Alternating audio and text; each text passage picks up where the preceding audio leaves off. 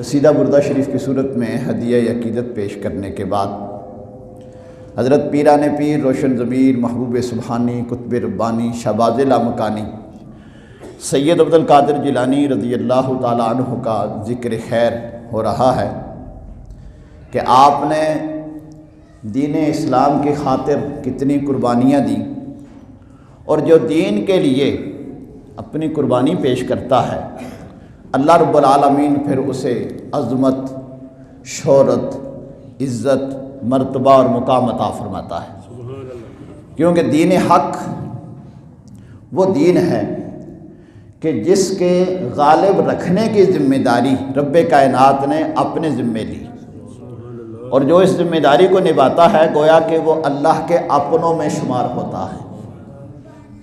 چنانچہ آپ کے سامنے سورہ توبہ کی آیت کریمہ تلاوت کی، جس میں رب کائنات نے ارشاد فرمایا هو الذی ارسل رسولہ بالہدی ودین الحق، کہ وہ ذات جس نے اپنے محبوب کو ہدایت کے ساتھ اور دین حق کے ساتھ بھیجا، لیظہرہ علی الدین کلہ، تاکہ تمام دینوں پہ اب اللہ اپنے اس دین کو غلبہ عطا فرمائے، غالب کر دے۔ وَلَوْ كَرِهَ الْكَافِرُونَ، اور ایک جگہ آتا ہے وَلَوْ كَرِهَ الْمُشْرِكُونَ، اگرچہ کافر اسے ناپسند کریں گے، مشرک اسے ناپسند کریں گے، لیکن ہوگا وہی جو منظور خدا ہوگا۔ اور میں بارہا یہ بات عرض کر چکا ہوں، کافروں کے یہ وہم و گمان میں بھی نہیں تھا کہ ایک شخص مکے سے اٹھے گا اور پھر ساری دنیا پہ اس کا چرچا ہوگا، وہ ساری دنیا پہ چھا جائے گا۔ اللہ نے اپنے حبیب پاک صلی اللہ علیہ وآلہ وسلم کے دین کو وہ عظمتیں عطا فرمائیں کہ لوگ سوچتے ہیں تو دنگ رہ جاتے ہیں، اور کیوں نہ ایسا ہوتا، رب کائنات نے اپنے محبوب کے غلاموں میں حضور غوث پاک جیسے شہزادے پیدا فرمائے، جنہوں نے اپنی ساری زندگی دین کے لیے وقف کر دی۔ گزشتہ کئی جماعت سے یہ موضوع ہمارا چل رہا ہے کہ حضور غوث پاک رضی اللہ تعالیٰ عنہ کا بچپنا کیسا تھا، آپ کی جوانی کیسی تھی، آپ کا کردار کیسا تھا، آپ کا طریقہ کار کیسا تھا، آپ کا خاندان کیسا تھا، اور اس بڑے خاندان والے لوگ، بڑے کردار والے لوگوں سے رب کام بھی پھر بڑے لیتا ہے، اور اللہ کی اس کائنات میں سب سے بڑا کام دین کا کام ہے۔ اسی دین کی سرفرازی کے لیے، اسے لوگوں پہ غلبہ دینے کے لیے اللہ اپنے نبیوں کو مبعوث فرماتا ہے، اور وہ نبی کام کیا کرتے ہیں؟ اللہ کے دین کو لوگوں تک پہنچاتے ہیں، اور ہر زمانے میں اس پہنچانے کو عربی میں ابلاغ کہا جاتا ہے، تبلیغ، ابلاغ، اور ہر زمانے میں پہنچانے کے پھر اس کے مختلف ذرائع ہوتے ہیں، طریقہ کار ہوتے ہیں۔ ایک زمانہ وہ تھا جس زمانے میں یہ صرف درس یا تقریر سے علم پھیلتا تھا، جس طرح انبیاء کرام علیہ السلام کے زمانہ میں لکھنے کا رواج نہیں تھا۔ نبی پاک صلی اللہ علیہ وآلہ وسلم کے ابتدائی اعلان نبوت کے زمانے میں صحابہ کرام جو حضور سے سنتے تھے بس یاد رکھ لیتے تھے، لکھتے نہیں تھے، یہ کتابیں بعد میں لکھی گئی۔ حالانکہ ایک صحابی نبی پاک صلی اللہ علیہ وآلہ وسلم کی باتیں کچھ نہ کچھ لکھ لیا کرتے تھے، تو چونکہ نیا نیا لکھنے کا یہ دور شروع ہوا تھا، طریقہ کار شروع ہوا تھا، تو ایک دوسرے صحابی نے کہا کہ تم ہر بات نہ لکھ لیا کرو، کبھی حضور مزاح فرماتے ہیں، کبھی حضور غصے کی حالت میں ہوتے ہیں، کبھی کس کیفیت میں ہوتے ہیں، اور تم ہر بات کو لکھ لیتے ہو، ایسا نہ کیا کرو۔ وہ صحابی نے لکھنا چھوڑ دیا۔ نبی پاک صلی اللہ علیہ وآلہ وسلم نے دیکھا کہ اس آدمی نے پہلے یہ لکھا کرتا تھا، اب اس نے لکھنا چھوڑ دیا ہے، تو حضور نے فرمایا ایسا کیوں کرتے ہو؟ اس کہ یا رسول اللہ فلاں شخص نے یہ مشورہ دیا تھا۔ فرمایا واللہ انی لاقول الا بالحق، اللہ کی قسم میں جو بولتا ہوں حق بولتا ہوں، اور میری زبان، سرکار نے شاہ فرمایا میری زبان پہ حق جاری ہوتا ہے۔ رب کائنات نے اعلان فرما رکھا ہے وَمَا يَنطِقُ عَنِ الْهَوَىٰ إِنْ هُوَ إِلَّا وَحْيٌ يُوحَىٰ، میرے محبوب وہی کہتے ہیں جو ان کی طرف وحی ہوتی ہے، اس لیے جو بھی میں بولوں وہ لکھ لیا کرو۔ تم سے صحابی نے اسے لکھنا شروع کر دیا، اور پھر یہ حدیثوں کا مجموعہ، حدیثوں کے طریقہ کار ہم تک پہنچے۔ پھر آگے آئمہ نے، مورخین نے، تاریخ لکھنے والوں نے، حدیث لکھنے والوں نے، محدثین نے اپنی زندگیاں اس کے لیے وقف کر دیں۔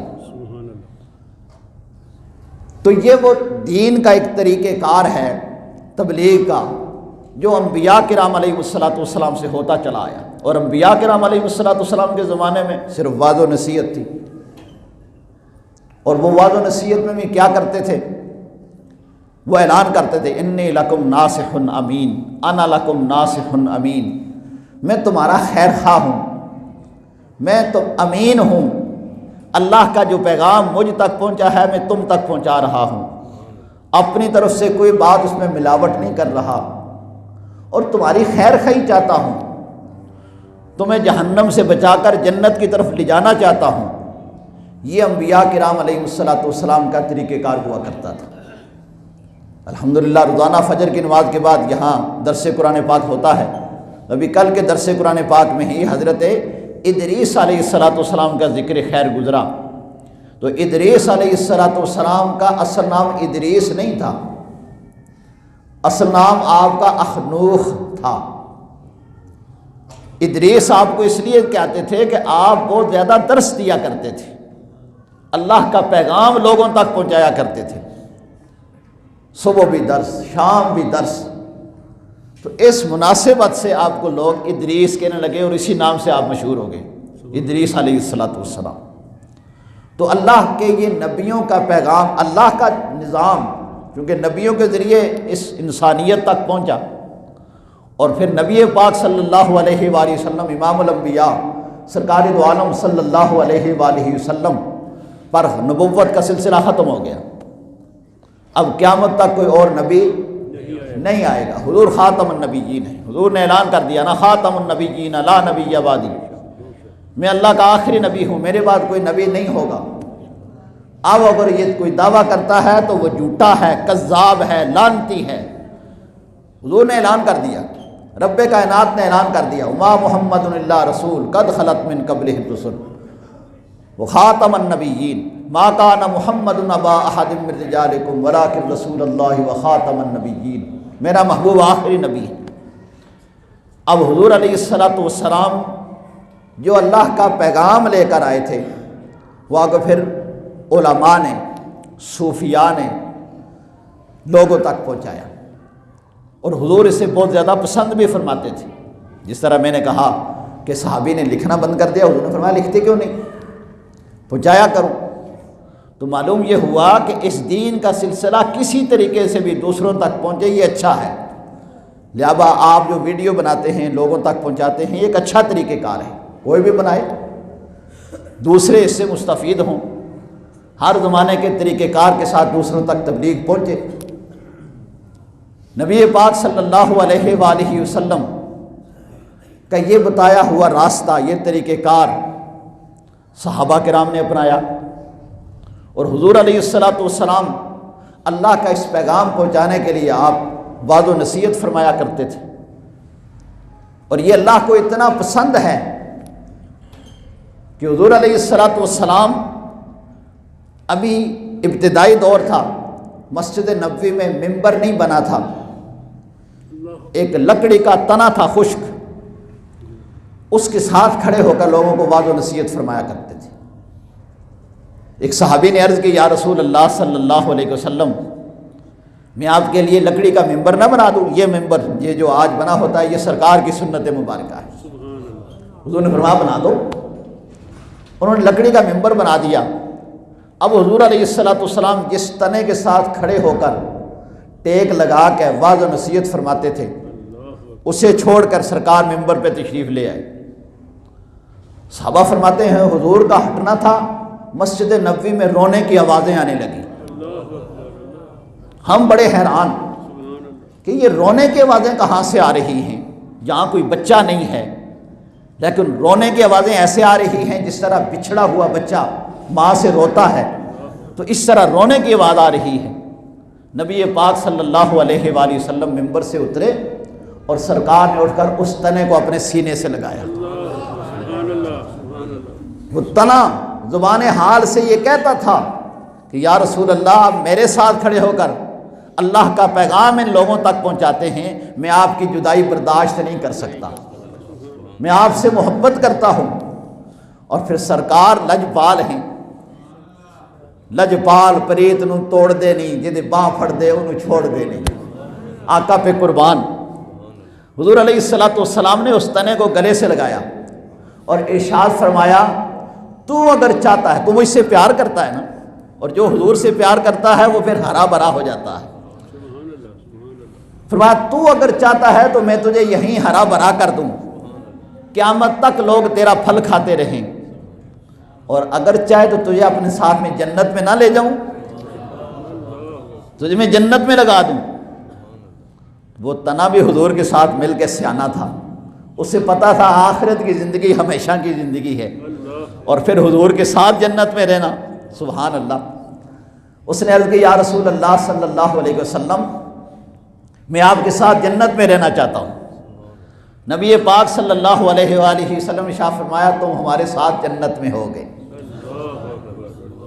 گویا جس مقام پہ وعد و نصیحت کی جاتی ہے اور وعد و نصیحت کرنے والا جہاں بیٹھتا ہے، وہ جگہ بھی اللہ کو پسند ہوتی ہے، کیونکہ پیغام اس کا دیا جا رہا ہے۔ اس لیے ہمارے پیر و مرشد فرمایا کرتے تھے، جب عالم دین تقریر کر رہا ہو تو اس کے چہرے کی طرف دیکھا کرو۔ تو شاگردوں نے پوچھا حضور کیوں؟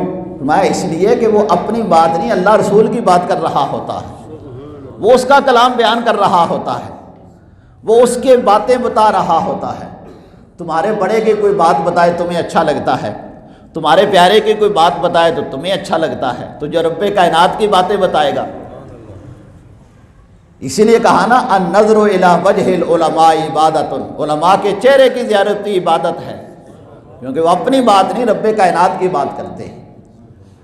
تو حضور علیہ السلام کو اللہ کا یہ پیغام پہنچانا اتنا پسند کہ حضور نے اپنے لیے ممبر بنایا اور یہ بتا دیا کہ جو اس تنے کے ساتھ جو حضور کے ساتھ محبت رکھتا تھا، حضور نے اسے بھی ہمیشہ کے لیے جنت میں ہرا بھرا کر دیا۔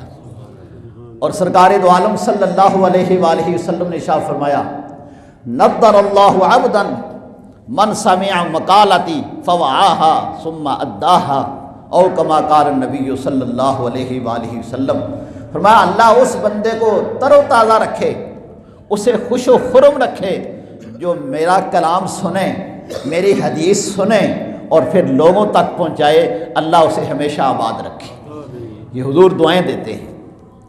انہیں دعاؤں کے پیش نظر ہم نے الحمدللہ روزانہ عشاء کی نماز کے بعد یہاں درس حدیث پاک بھی شروع کیا ہے۔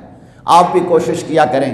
فجر وقت بہت سارے نمازی نہیں حاضر ہو سکتے تھے، تو ہم نے کہا چلو آپ کی آسانی کے لیے فجر کے بعد درس قرآن پاک ہوتا ہے، عشاء کے بعد درس حدیث پاک، آپ بھی اس حدیث پاک کو سنا کریں اور پھر آگے لوگوں تک پہنچایا کریں اور حضور سے دعائیں لیا کریں۔ تو نبی پاک صلی اللہ علیہ وآلہ وسلم کا یہ طریقہ تبلیغ حضور سے پسند فرماتے تھے۔ اور جب حضور غوث پاک رضی اللہ تعالیٰ عنہ آپ نے علم دین حاصل کر لیا، آپ تو حضور کے نور نظر تھے، حضور کے پیارے تھے، اور ہر باپ یہ چاہتا ہے کہ میرا بیٹا اچھا کام کرے۔ جب حضور غوث پاک رضی اللہ تعالیٰ عنہ علم دین حاصل کر کے فارغ ہوئے تو نبی پاک صلی اللہ علیہ وآلہ وسلم نے اپنی زیارت عطا فرمائی۔ سبحان اللہ۔ اور جسے حضور زیارت نصیب فرما دیں وہ خوش نصیب، اللہ ہم سب کو نصیب فرمائے۔ کیونکہ حضور نے ارشاد فرمایا، من رآنی فی المنام فکأنما یرانی، جس نے مجھے خواب میں دیکھا گویا اس نے حق دیکھا، اور جس نے مجھے دیکھا وہ مجھے ہی دیکھا، کوئی اور میری شکل میں نہیں آ سکتا۔ اور حضور نے یہ بھی ارشاد فرمایا، جس نے مجھے خواب میں دیکھا اس کے لیے میری شفاعت لازم ہو گئی، وہ جنتی ہو گیا۔ اس لیے اللہ ہم سب کو نصیب فرمائے، اللہ ہم سب کو حضور کی زیارت نصیب فرمائے۔ تو حضور نے حضور غوث پاک رضی اللہ تعالیٰ عنہ کو علم دین حاصل کرنے کے بعد علم کا چلہ حاصل کرنا، اس لیے میں طلباء کو کہا کرتا ہوں پڑھا کرو کہ علم دین حاصل کرنا یہ بہت بڑا چلہ ہے، بہت بڑی عبادت ہے، اور اس کے اختتام پہ جب یہ بندہ حاصل کر لیتا ہے تو پھر حضور کی کرم نوازیاں شامل حال ہوتی ہیں، پھر سرکار کرم نوازیاں فرماتے ہیں۔ تو حضور نے اپنی زیارت عطا فرمائی اور ارشاد فرمایا عبد القادر جیلانی لوگوں کو تبلیغ کیا کرو، واعظ و نصیحت کیا کرو۔ آپ نے عرض کی حضور میں اجمی ہوں، عربی نہیں ہوں، بغداد شریف کے رہنے والے تھے اور بغداد شریف میں فارسی زبان بولی جاتی تھی۔ فرمایا میں عربی نہیں ہوں، اجمی ہوں، اور آپ کا کلام لوگوں تک پہنچانا، تقریر کرنا، واعظ و نصیحت کرنا مشکل کام ہے، یہ کوئی آسان کام نہیں ہے۔ ہر ایک کی نظر خطیب پہ ہوتی ہے، امام پہ ہوتی ہے، آپ جیسا بھی ہو امام کو وہ سیدھا دیکھنا چاہتا ہے۔ تو حضور غوث پاک رضی اللہ تعالیٰ عنہ اتنے ولیوں کی اولاد، شہزادے، اتنے بڑے عالم دین، وہ عرض کرتے ہیں حضور یہ مشکل کام ہے، میں نہیں کر سکتا۔ تو نبی پاک صلی اللہ علیہ وآلہ وسلم نے ارشاد فرمایا افتح فمک کا، فرمایا اپنا منہ کھولو، اپنا منہ کھولو، سبحان اللہ۔ حضور غوث پاک رضی اللہ تعالیٰ عنہ نے دیکھا میرے آقا کرم نوازی فرمانے لگے ہیں، آپ نے اپنا منہ مبارک کھولا تو نبی پاک صلی اللہ علیہ وآلہ وسلم نے 7 مرتبہ اپنا لحاب دہن مبارک آپ کے منہ پاک میں ڈالا۔ کتنی مرتبہ؟ 7 مرتبہ، سبحان اللہ۔ وہ لحاب دہن مبارک جو حضرت قتادہ کی آنکھ پہ لگا تو اسی وقت ڈیلا تندرست ہو گیا، جو حضرت ابو بکر صدیق رضی اللہ تعالیٰ عنہ کی ایڑی پہ لگا تو سانپ کا زہر اسی وقت ختم ہو گیا، جو کھارے کنویں میں ڈالتے تھے کھاری کنواں اسی وقت میٹھا ہو جاتا تھا، ایک مرتبہ ڈالتے تھے تو یہ ساری کرم نوازیاں ہوتی تھی، اور جہاں 7 مرتبہ ڈالا ہو، سبحان اللہ۔ 7 مرتبہ نبی پاک صلی اللہ علیہ وآلہ وسلم نے اپنا لحاب دہن مبارک حضور غوث پاک رضی اللہ تعالیٰ عنہ کے پیارے منہ میں ڈالا۔ اس لیے تو ہم حضور کا اس غوث پاک کے ایسے تو نہیں گن گاتے، ایسے تو نہیں 2 مہینے ان کے اوپر جمعہ پڑھا دیتے، ان کے تذکرے رب کرواتا ہے، ان کی شانیں رب نے بلند کی ہیں۔ 7 مرتبہ سرکار دو عالم صلی اللہ علیہ وآلہ وسلم نے ارشاد فرمایا عبد القادر جیلانی اب میرا پیغام لوگوں تک پہنچایا کر، اب میری حدیثوں کا درس لوگوں کو دیا کرو، اب اللہ کا قرآن لوگوں کو سنایا کرو۔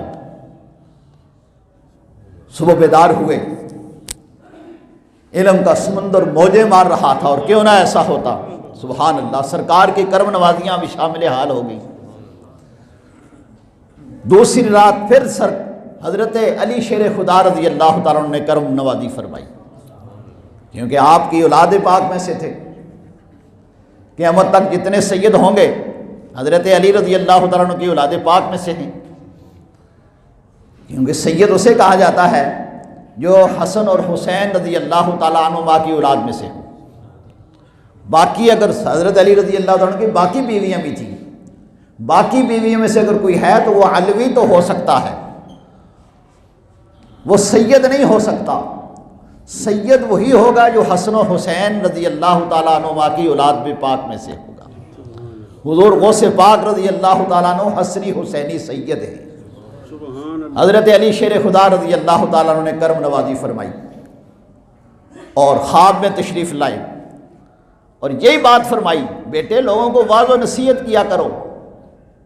یہ واعظ و نصیحت کرنا کوئی معمولی کام نہیں، یہ عظمتوں والا کام ہے، اس لیے مولویوں کو معمولی نہ سمجھا کرو۔ ہر ایک غلطی نہیں ہوتا، سارے ڈیزل ہی نہیں ہوتے، خادم حسین رضوی بھی انہی میں شامل ہوتے ہیں۔ اللہ اکبر، یا رسول اللہ، یا غوث اعظم دستگیر۔ پیر عنایت احمد نقشبندی بھی ان میں ہوتے ہیں۔ یہ تو آپ کے زمانے کے نا، اس زمانے کے، یہ تو اس زمانے کے۔ اس زمانے کی شان کیا ہوگی؟ جس زمانے میں بایزید بستامی ہوتے تھے، سفیان ثوری ہوتے تھے، معین الدین چشتی اجمیری ہوتے تھے، اس زمانے کے ولی کیسے اور علماء کیسے ہوتے ہوں گے؟ جن زمانے کے اللہ کے ولی ایسے ہوں، اس زمانے کو علماء بھی شانوں والے ہوتے تھے۔ تو حضور غوث پاک رضی اللہ تعالیٰ عنہ کے منہ میں حضرت علی شیر خدا رضی اللہ تعالیٰ عنہ نے آپ کو زیارت عطا فرمائی، اور وہی بات ارشاد فرمائی، بیٹے وعظ و نصیحت کیا کرو، اللہ کا پیغام لوگوں تک پہنچایا کرو۔ تو پھر وہی بات عرض کی تھی کہ ابو جان میں اجمی ہوں، لوگ عربی دان ہیں، بغداد میں بڑے بڑے علماء ہیں، اس لیے میں بعض نصیحت کرنے سے جھجکتا ہوں۔ یہ کام آسان نہیں ہوتا۔ پہلی مرتبہ بندہ اذان پڑھے نا، پاؤں کانپتے ہیں۔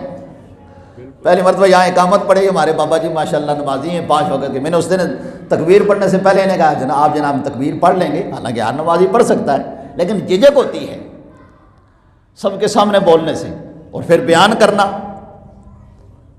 ان سننے والوں میں سارے ان پڑھ نہیں ہوتے، بڑے بڑے پڑھے لکھے لوگ ہوتے ہیں، اور یہ خطبہ دینا، اس عام پڑھانا کسی کلاس میں وہ آسان ہوتا ہے، کیونکہ آپ اگر استاد ہیں تو میٹرک کے طلباء کو پڑھا رہے ہیں تو وہاں میٹرک والے ہی ہیں سارے، مڈل والوں کو پڑھا رہے ہیں تو سارے مڈل والے ہی ہیں، اسی ذہن کے سارے، پرائمری والوں کو پڑھا رہے ہیں تو سب اسی ذہن کے ہیں۔ یہاں پرائمری سطح سے لے کر MA تک، PhD لیول تک سارے ہی شامل ہوتے ہیں، اور سارے ایک لیول کے نہیں ہوتے، مختلف ذہنوں کے مالک ہوتے ہیں۔ تو مختلف لوگوں کو بات سمجھانا یہ مشکل کام ہوتا ہے، اس لیے حضور غوث پاک رضی اللہ تعالیٰ عنہ نے پھر وہی بات عرض کی، حضور مجھے ڈر لگتا ہے، جھجک محسوس ہوتی ہے۔ نبی حضرت علی شیر خدا رضی اللہ تعالیٰ عنہ فرمایا، افتفما کا منہ کھولو۔ اب پہلے فیض مصطفیٰ تھا، اب فیض حیدر کرار آنے لگا ہے۔ سبحان اللہ۔ انا مدینۃ العلم والی بابوہا، میرے آقا فرماتے ہیں میں علم کا شہر ہوں، علی اس کا دروازہ ہے۔ اب ان دونوں دریاؤں سے فیض، آپ کو دونوں سمندروں کا فیض ملنے لگا ہے۔ حضور غوث پاک رضی اللہ تعالیٰ نے منہ کھولا، حضرت علی شیر خدا رضی اللہ تعالیٰ نے 6 مرتبہ اپنا لحاف مبارک ان کے منہ میں ڈالا۔ کتنی مرتبہ؟ 6 مرتبہ۔ حضور غوث پاک رضی اللہ تعالیٰ عنہ نے عرض کی، حضور 6 مرتبہ کیوں؟ فرمایا ادباً للنبی صلی اللہ علیہ وآلہ وسلم، حضور کا ادب کرتے ہوئے میں حضور کے برابر کیسے ہو سکتا ہوں؟ حضور نے 7 مرتبہ ڈالا ہے، اس لیے میں 6 مرتبہ ڈال رہا ہوں۔ صحابہ کرام رضوان اللہ تعالیٰ علیہم اجمعین خواب میں بھی سرکار کا ادب کرتے تھے، اور امت کو یہ بتاتے تھے اگر کسی مرتبہ اور مقام پہ پہنچنا ہے تو سرکار کا ادب کر کے پہنچنا ہے، بے ادب کبھی اعلیٰ منصب اور مقام پہ نہیں پہنچ سکتا۔ اور حضور کا بے ادب ہو، اللہ کے ولیوں کا بے ادب ہو، اس کو تو اعلیٰ مقام مل ہی نہیں سکتا۔ بے شک تبلیغ کرتا پھرے، بسترے اٹھاتا پھرے، وہ رائے ہدایت پہ نہیں ہو سکتا۔ ادباً للنبی صلی اللہ علیہ وسلم، حضور کے ادب کی وجہ سے۔ یہ درمیان والا دروازہ کھول دیں، یہ دروازہ کھول دیں درمیان والا۔ اب فیض مصطفیٰ بھی مل گیا، فیض علی المرتضیٰ بھی مل گیا۔ اب حضرت پیران پیر روشن ضمیر محبوب سبحانی قطب ربانی شہباز لامکانی سید عبد القادر جیلانی رضی اللہ تعالیٰ عنہ نے دین کا کام شروع کر دیا، اور اس دین کے کام کا طریقہ کار، تبلیغ کا طریقہ کار 3 طریقوں سے ہوتا ہے۔ نمبر 1 تدریس، درس پڑھانا۔ نمبر 2 تقریر، وعظ و نصیحت، یہ جس طرح آپ سن رہے ہیں۔ اور نمبر 3 تحریر، لکھنا، کتابیں لکھنا۔ آپ نے تینوں طریقے استعمال کیے، کس لیے؟ اپنے اقتدار کے لیے نہیں، حکومت حاصل کرنے کے لیے نہیں، اقتدار حاصل کرنے کے لیے نہیں، اللہ کے محبوب کا دین لوگوں تک پہنچانے کے لیے۔ آپ نے وعظ و نصیحت بھی شروع کی، اور پھر جب آپ نے وعظ و نصیحت شروع کی، تبلیغ کا کام شروع کیا، اور من کان للہ کان اللہ لہ، جو اللہ کا بن جاتا ہے پھر اللہ اس کی مدد بھی فرماتا ہے۔ لیظہرہ علی الدین کلہ، اللہ اپنے دین کو پھر غلبہ بھی عطا فرماتا ہے، پھر دیندار لوگوں کی اللہ مدد بھی فرماتا ہے، لوگوں کے دلوں میں اللہ ان کی محبتیں بھی ڈال دیتا ہے، بشرطے کہ نیت اچھی ہو، دل میں خلوص ہو، اللہ اور اس کے رسول کا پیغام لوگوں تک پہنچانا ہو، تو پھر اللہ اسے عزت بھی عطا فرماتا ہے۔ حضور غوث پاک رضی اللہ تعالیٰ عنہ نے جب ابتدائی خطابت شروع کی، چھوٹی سی مسجد تھی، اس لیے مسجد چھوٹی ہونا یہ بھی کوئی عیب نہیں ہے، اللہ کا گھر ہے، اللہ کا گھر چھوٹا نہیں ہوتا۔ وہاں آپ نے شروع کی، لیکن دیکھتے ہی دیکھتے مجمع ہزاروں میں ہوتا چلا گیا، مجمع بڑھتا چلا گیا۔ لوگوں نے عرض کی حضور آپ شہر کی جو سب سے بڑی جامع مسجد ہے وہاں تشریف لے آئیں۔ شہر کی جو سب سے بڑی جامع مسجد تھی اس کے آپ خطیب بن گئے، وہاں وعظ و نصیحت شروع کی، اور جب وہاں بھی مسجد بھر گئی، مجمع بہت زیادہ ہو گیا، اور آپ کے مجمع میں 5,000 ہزار غیر مسلم یہودی، نصرانی، عیسائی مسلمان ہو کر آپ کے پاس سے جایا کرتے تھے۔ 70 ہزار کا مجمع ہوا کرتا تھا جس میں آپ وعظ و نصیحت فرمایا کرتے تھے۔ اور آپ جس طرح اب تو سپیکر آ گئے نا، اب ذرا جس طرح میری آواز آپ اندر والے سن رہے ہیں، باہر والے بھی سن رہے ہیں، اب آپ کے ذہن میں یہ سوال پیدا ہوگا 70 ہزار کا مجمع، تو اتنے بڑے مجمع کو آپ تقریر کیسے سنا لیتے تھے، وعظ و نصیحت کیسے کر لیتے تھے؟ اللہ اکبر، من کان للہ کان اللہ لہ، جو اللہ کا بن جائے پھر اللہ ساری کائنات کو اس کا بنا دیتا ہے، پھر ہوائیں بھی اس کی فرما بردار ہو جاتی ہیں، پھر فضائیں بھی اس کا ساتھ دیتی ہیں۔ بس دین کا درد ہونا چاہیے، خلوص ہونا چاہیے کہ محمد سے وفاتوں نے تو ہم تیرے ہیں، یہ جہاں چیز ہے کیا لوح و قلم تیرے ہے، پھر اللہ لوح و قلم اس کے ہاتھ میں دے دیتا ہے، میرے بندے تو میرا بن گیا ہے، تو لکھتا جا، جو تو لکھتا جائے گا میں کرتا چلا جاؤں گا۔ حضور غوث پاک رضی اللہ تعالیٰ عنہ اب وعظ و نصیحت فرماتے، مجمع 70 ہزار کا ہوتا تو آپ کی آواز جس طرح سامنے والا سنتا ایسے ہی دور والا سن لیتا، سب تک آپ کی آواز برابر پہنچا کرتی تھی۔ یہ فیض مصطفیٰ تھا اور فیض علی المرتضیٰ تھا۔ کیوں نہ ہوتا کہ فیض، یہ بات بھی تو ان کی پہنچائی جا رہی ہے، بات تو ان کی جا رہی ہے، اور پھر مسجد میں بھر جاتی۔ اب لوگوں نے عرض کی حضور اب مسجد میں گزارا نہیں، اب باہر کھلے میدان میں جائیں۔ پھر کھلے میدان میں جہاں عیدگاہ ہوتی، جہاں لوگ عیدگاہ میں سال کے بعد نماز پڑھتے تھے، جتنے ہمارے ہاں عیدگاہ میں لوگ سال کے بعد کبھی آتے ہیں، آپ کے ایک مجمع میں اتنے لوگ حاضر ہوا کرتے تھے، اس سے بھی زیادہ۔ اب آپ عیدگاہ میں جا کر لوگوں کو وعظ و نصیحت کرتے، تقریر فرماتے، اور کبھی ایسا ہوتا کہ تقریر کے دوران بارش لگ جاتی، بادل آ جاتے، تو آپ اللہ کے حضور عرض کرتے، سبحان اللہ، جو اللہ کا بنے پھر جو اللہ کی مانے پھر رب اس کی مانتا ہے۔ اللہ کے حضور عرض کرتے، یا اللہ میں تیرے لیے اکٹھا کرتا ہوں تو انہیں بکھیر دیتا ہے، تیرا پیغام پہنچانے کے لیے تو میں انہیں اکٹھا کرتا ہوں، تیرا قرآن سنانے کے لیے تو میں انہیں اکٹھا کرتا ہوں، اور تو بارش برسا کے انہیں دور دور کر دیتا ہے۔ حضرت عبداللہ حیتی رحمۃ اللہ تعالیٰ علیہ جو آپ کے مریدین میں تھے، آپ فرماتے ہیں اس وقت کے بعد جب سے آپ نے یہ بات فرمائی، آپ کی مجلس پہ جہاں آپ خطاب فرماتے وہاں بارش نہیں ہوتی تھی، باقی بغداد میں بارش ہوتی رہتی تھی۔ میری بات یاد رکھیے کہ یہ اللہ کے ولی کی کرامت ہوتی ہے اور ولی کی کرامت دراصل نبی کا معجزہ ہوتا ہے۔ میں نے یہ بات پہلے بھی آپ کو بتائی کہ ولی کی کرامت نبی کا معجزہ ہوتا ہے، اور نبی کا معجزہ رب کائنات کی قدرت ہوتی ہے۔ اللہ اپنی قدرتوں کا اظہار اپنے نبی کے ذریعے سے کراتا ہے، اور نبی کی شانوں کو دکھانے کے لیے اللہ ولیوں کی کرامتوں کا اظہار فرماتا ہے۔ نبی پاک صلی اللہ علیہ وآلہ وسلم کی بارگاہ میں صحابی حاضر ہوئے تھے۔ میں نے گزشتہ جمعۃ المبارک کو حدیث عرض کی تھی، عرض کی یا رسول اللہ بارش نہیں ہو رہی۔ حضور نے دعا فرمائی، بارش برسنا شروع ہو گئی، اور پھر 7 دن مسلسل ہوتی رہی۔ 8ویں دن پھر وہی شخص آیا کہ یا رسول اللہ بڑے بارش ہو گئی، اب دعا فرمائے رک جائے۔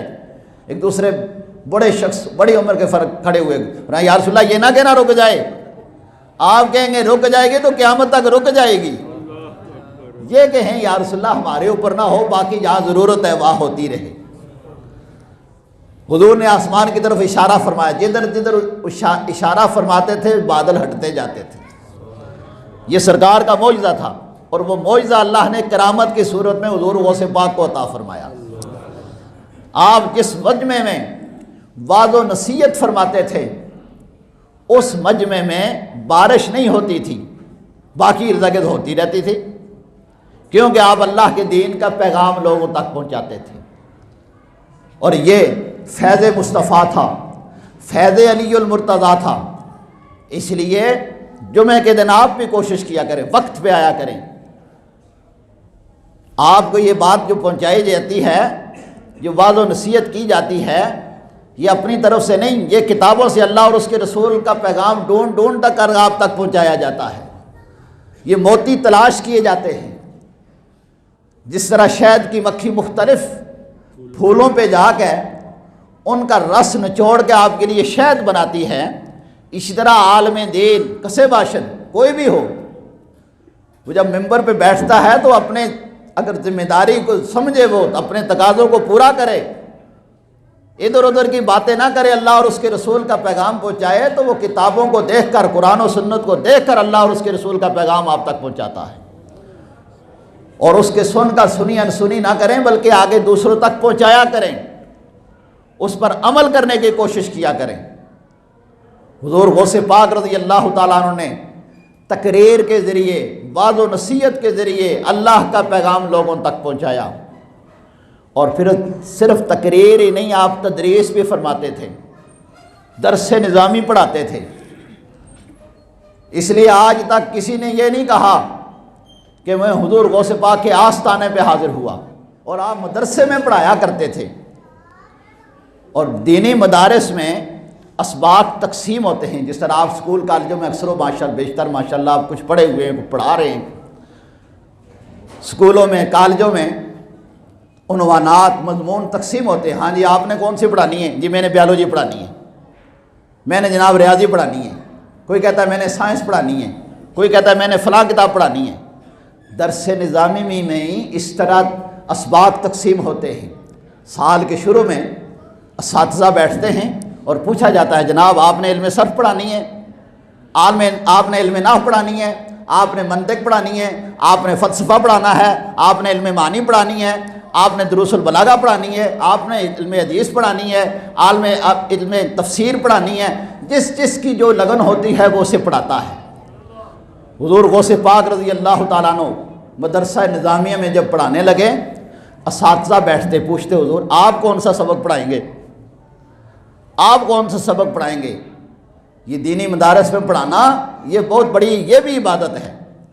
تو حضور غوث پاک رضی اللہ تعالیٰ عنہ فرماتے مجھے کوئی علیحدہ مضمون دینے کی ضرورت نہیں، جو نالائق ہے اسے میرے پاس بھیج دیا کرو، جو نالائق ہے اسے میرے پاس بھیج دیا کرو، میں اسے پڑھا دیا کروں گا۔ اور پھر آپ کے درس کی 3 نشستیں ہوتی تھی۔ فجر کی نماز کے بعد درس قرآن پاک دیا کرتے تھے، اور پھر آپ درمیان میں قیلولہ فرماتے، آرام فرماتے۔ 10 بجے کے بعد یہ تقریباً یعنی چاشت کی نماز ادا فرما کر پھر پڑھانا شروع کر دیتے، زور کی نماز تک پڑھاتے، اور اس میں درس فقہ ہوا کرتا تھا۔ زور کی نماز پڑھا گئے پھر پڑھاتے تھے، اس میں تجوید و قرات آپ پڑھایا کرتے تھے، قرآن پاک کا تلفظ لوگوں کا ٹھیک کیا کرتے تھے۔ اس طرح آپ کی زندگی گزری۔ اور صرف وعظ و نصیحت نہیں، درس و تدریس ہی نہیں، آپ نے تحریر بھی فرمائی۔ آپ کی باقاعدہ کتابیں موجود ہیں جو رہتی دنیا تک اللہ اور اس کے رسول کا پیغام لوگوں تک پہنچاتی رہیں گی۔ اس لیے ہم حضور غوث پاک رضی اللہ تعالیٰ عنہ کا ذکر خیر کرتے ہیں۔ اللہ ان نیک بندوں کے اس ذکر خیر کی برکت سے اللہ ہمیں دین پر استقامت نصیب فرمائے اور اسی پر خاتمہ نصیب فرمائے۔ وآخر دعوانا ان الحمد للہ رب